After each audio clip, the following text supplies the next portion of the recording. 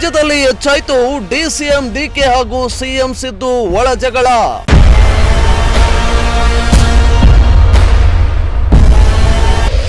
High command ಭೇಟಿ ಮಾಡಲು ಇಬ್ಬರ ನಡುವೆ ನಡೀತಿದೆಯಾ ಫೈಟ್?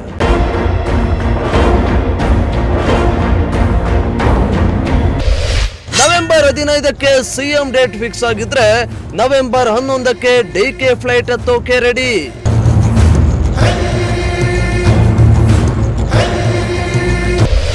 ರಾಜ್ಯಕ್ಕೆ ರಾಹುಲ್ ಎಂಟ್ರಿ ಕೊಟ್ರೆ ಸಿಎಂ ಕುರ್ಚಿಲಿ ಯಾರು ಕೂರ್ತಾರೆ?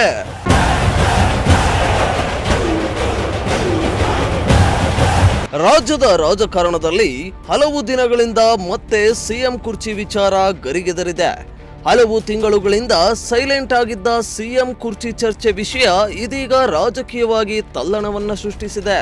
ಅದ್ಯಾವಾಗ ಸಿದ್ದರಾಮಯ್ಯ ಪುತ್ರ ಡಾಕ್ಟರ್ ಯತೀಂದ್ರ ಮುಂದಿನ ಸಿಎಂ ಆಗೋ ಲಕ್ಷಣ ಸತೀಶ್ ಜಾರಕಿಹೊಳಿಗಿದೆ ಎಂದು ಹೇಳಿದ್ರು, ಅಲ್ಲಿಂದ ಶುರುವಾಯಿತು ನೋಡಿ ರಾಜಕೀಯ ಕಚ್ಚಾಟ.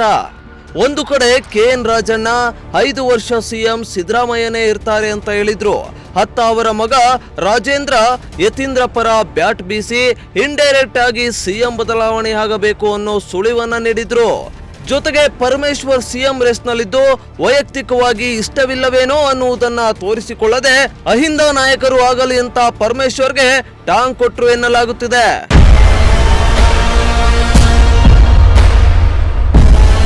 ಇನ್ನು ಯತೀಂದ್ರ ವಿಚಾರವಾಗಿ ತುಮಕೂರಿನಲ್ಲಿ ಅಶೋಕ್ ಮಾತನಾಡಿ, ಯತೀಂದ್ರ ಸಿದ್ದರಾಮಯ್ಯ ದಾಳವಾಗಿದ್ದಾರೆ.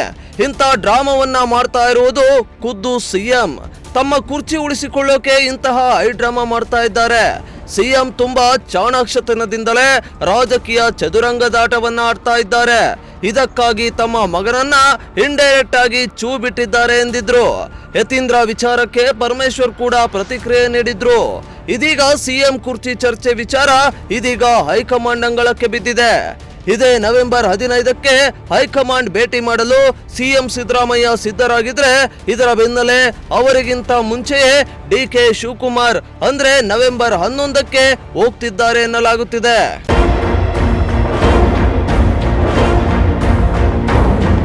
ರಾಜ್ಯ ಕಾಂಗ್ರೆಸ್ನಲ್ಲಿ ಸರ್ಜರಿ ಆಗೋದು ಗ್ಯಾರಂಟಿ ಅಂತ ಸಿದ್ದರಾಮಯ್ಯನವರು ಹೇಳಿಕೆ ನೀಡ್ತಾ ಇದ್ದಂತೆ ಸಂಚಲನ ಸೃಷ್ಟಿಯಾಗಿದೆ. ಮತ್ತೊಂದು ಕಡೆ ಸಿಎಂ ಸಿದ್ದರಾಮಯ್ಯ ಹೈಕಮಾಂಡ್ ಭೇಟಿಗೂ ಮೊದಲೇ ಡಿಸಿಎಂ ಡಿಕೆ ಶಿವಕುಮಾರ್ ದೆಹಲಿಗೆ ದೌಡಾಯಿಸಿ ಹೈಕಮಾಂಡ್ ಭೇಟಿಗೆ ಕಾದು ಕುಳಿತಿದ್ದಾರೆ.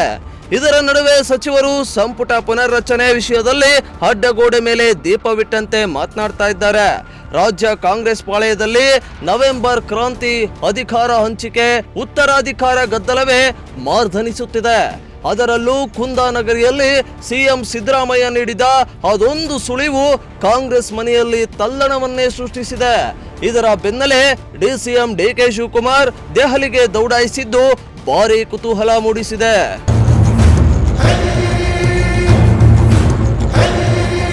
ಕುಂದಾನಗರಿ, ಬೆಳಗಾವಿಯಲ್ಲಿ ಸಿಎಂ ಸಿದ್ದರಾಮಯ್ಯ ದೆಹಲಿ ಭೇಟಿ ಬಗ್ಗೆ ಮಾಹಿತಿ ನೀಡಿದ್ರು. ಮುಂದಿನ ತಿಂಗಳು ದೆಹಲಿಗೆ ಹೋಗ್ತಾ ಇದ್ದು ಹೈಕಮಾಂಡ್ ಜೊತೆ ರಾಜ್ಯ ರಾಜಕೀಯದ ವಿದ್ಯಮಾನ, ಪಕ್ಷದೊಳಗಿನ ಬೆಳವಣಿಗೆ ಬಗ್ಗೆ ಚರ್ಚೆ ಮಾಡ್ತೀನಿ ಎಂದಿದ್ರು. ಹೀಗೆ ಹೇಳಿದ ಬೆನ್ನಲ್ಲೇ ಅಲರ್ಟ್ ಆದ ಡಿಸಿಎಂ ಡಿಕೆ ಶಿವಕುಮಾರ್ ಸಿಎಂಗೂ ಮೊದಲೇ ದೆಹಲಿಗೆ ದೌಡಾಯಿಸಿ ಹೈಕಮಾಂಡ್ ಭೇಟಿಗಾಗಿ ಕಾದು ಕುಳಿತಿದ್ದಾರೆ. ನಾಯಕತ್ವ ಬದಲಾವಣೆ, ಸಂಪುಟ ಪುನರ್ರಚನೆ ಚರ್ಚೆ, ಪ್ರಸ್ತುತ ವಿದ್ಯಮಾನಗಳ ಬಗ್ಗೆ ಮಾಹಿತಿ ನೀಡಲಿದ್ದಾರೆ ಅಂತ ಗೊತ್ತಾಗ್ತಾ ಇದೆ.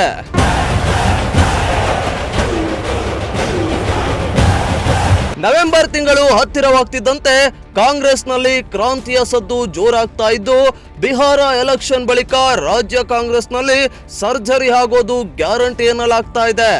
ಅಧಿಕಾರ ಹಸ್ತಾಂತರ ಲೆಕ್ಕಾಚಾರದ ಮಧ್ಯೆ ರಾಹುಲ್ ಗಾಂಧಿ ನವೆಂಬರ್ 20ರಂದು ಕರ್ನಾಟಕ ಪ್ರವಾಸಕ್ಕೆ ಡೇಟ್ ಫಿಕ್ಸ್ ಆಗಿದೆ.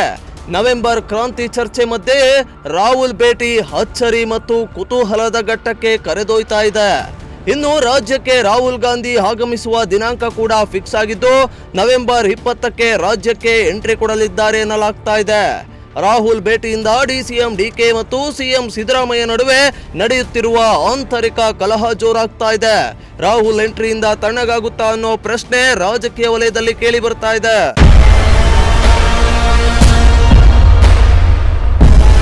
ರಾಹುಲ್ ಗಾಂಧಿ ನವೆಂಬರ್ 20ಕ್ಕೆ ರಾಜ್ಯಕ್ಕೆ ಎಂಟ್ರಿ ಕೊಡೋದು ಖಚಿತವಾಗಿದೆ. ರಾಹುಲ್ ಗಾಂಧಿ ಬಂದ ಮೇಲೆ ನಾಯಕತ್ವದ ಬದಲಾವಣೆ ಹಾಗೂ ಸಚಿವ ಸಂಪುಟ ಪುನರ್ರಚನೆ ವಿಚಾರಕ್ಕೆ ತೆರೆ ಬೀಳಲಿದೆ ಎನ್ನಲಾಗ್ತಾ ಇದೆ. ರಾಜ್ಯಾದ್ಯಂತ 100 ಕಾಂಗ್ರೆಸ್ ಕಚೇರಿಗಳ ಶಂಕುಸ್ಥಾಪನೆ ಮಾಡುತ್ತಿದ್ದಾರೆ ಎನ್ನಲಾಗಿದೆ. ನಾಯಕತ್ವ ಬದಲಾವಣೆ, ಸಂಪುಟ ಪುನರ್ರಚನೆ ಚರ್ಚೆ, ನಾಯಕತ್ವ ಬದಲಾವಣೆ, ಸಚಿವ ಸಂಪುಟ ಪುನರ್ರಚನೆ ಚರ್ಚೆ ಬಗ್ಗೆ ಮಾಹಿತಿ ನೀಡಲಿದ್ದಾರೆ ಅಂತ ಗೊತ್ತಾಗ್ತಾ ಇದೆ. ಪುನರ್ರಚನೆ ಮೇಲೆ ಸಿಎಂ ಕುರ್ಚಿ ಭವಿಷ್ಯ ನಿಂತಿದೆ. ಪುನರ್ರಚನೆ ಅಧಿಕಾರ ಯಾರಿಗೆ ಸಿಗುತ್ತೋ ಅವರೇ ಸಿಎಂ. ಸಿದ್ದರಾಮಯ್ಯಗೆ ಸಿಕ್ಕರೆ ಅವರೇ 5 ವರ್ಷ ಅಂತ ಅಸಲಿ ಸತ್ಯ ರಿವೀಲ್ ಮಾಡಿದ್ದಾರೆ.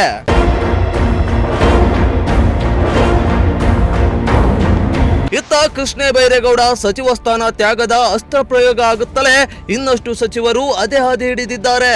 ಸತೀಶ್ ಸಹ 30 ತಿಂಗಳ ಒಪ್ಪಂದ ನಿಜ ಅಂತ ಒಪ್ಪಿದ್ರೆ ಪ್ರಿಯಾಂಕ್ ಎಲ್ಲವನ್ನ ಹೈಕಮಾಂಡ್ ತೀರ್ಮಾನಕ್ಕೆ ಬಿಟ್ಟು ತ್ಯಾಗವಲ್ಲ, ಫಾಲೋಯಿಂಗ್ ದಿ ಆರ್ಡರ್ ಅಂತ ವ್ಯಾಖ್ಯಾನಿಸಿದ್ರು. ಇತ್ತ ಮತ್ತೊಂದು ಕಡೆ ಪುನರ್ರಚನೆ ಓಕೆ, ಕೃಷ್ಣ ಬೈರೇಗೌಡರ ತ್ಯಾಗ ಯಾಕೆ ಅಂತ ನವಲಗುಂದದ ಕೋನಾರೆಡ್ಡಿ ಪ್ರಶ್ನೆ ಮಾಡಿದ್ರು.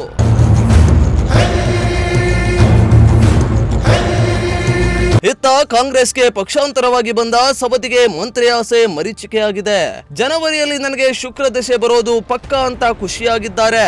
ಒಟ್ಟಾರೆ ಅಧಿಕಾರಕ್ಕೆ ಬಂದ ಕ್ಷಣದಿಂದಲೂ ಸಿಎಂ ಕುರ್ಚಿ ಕದನ ಹೊಸದೇನಲ್ಲ. 4 ಗೋಡೆಯೊಳಗಿದ್ದಿಂದ ರಟ್ಟಾದ ಪವರ್ ಶೇರಿಂಗ್ ರಹಸ್ಯ ಇದೀಗ ಬಯಲಿಗೆ ಬಂದಿದೆ. ಹೀಗಾಗಿ ಅಸಲಿ ಗೇಮ್ ಈಗ ಶುರುವಾಗಿದೆ. ಕ್ಲೈಮ್ಯಾಕ್ಸ್ ಏನಾಗುತ್ತೆ ಅಂತ ರಾಜ್ಯದ ಜನತೆ ಎದುರು ನೋಡ್ತಾ ಇದ್ದಾರೆ. ಒಟ್ಟಿನಲ್ಲಿ ಈ ಸಿಎಂ ಕುರ್ಚಿ ಹಗ್ಗ ಜಗ್ಗಾಟದ ನಡುವೆ ದಲಿತರು ತಮ್ಮ ಶಕ್ತಿ ಪ್ರದರ್ಶನಕ್ಕೆ ಮುಂದಾಗಿದ್ದು ದೊಡ್ಡ ಸಮಾವೇಶ ಮಾಡಿ ಬಿಗ್ ಗೇಮ್ ಪ್ಲಾನ್ ಮಾಡಲು ಸಜ್ಜಾಗಿದ್ದಾರೆ ಎನ್ನಲಾಗುತ್ತಿದೆ. ಕಾರಣ ಸಚಿವ ಸಂಪುಟ ಪುನರ್ರಚನೆಯಾದರೆ ಶಕ್ತಿ ಬಲದ ಪ್ರದರ್ಶನಕ್ಕೆ ಮುಂದಾಗಿದ್ದಾರೆ. ಹೇಗಾದ್ರೂ ಮಾಡಿ ಈ ಬಾರಿ ದಲಿತ ನಾಯಕನನ್ನೇ ಸಿಎಂ ಕುರ್ಚಿಯಲ್ಲಿ ಕೂರಿಸಬೇಕೆಂದು ಪಟ್ಟು ಹಿಡಿದಿದ್ದಾರೆ.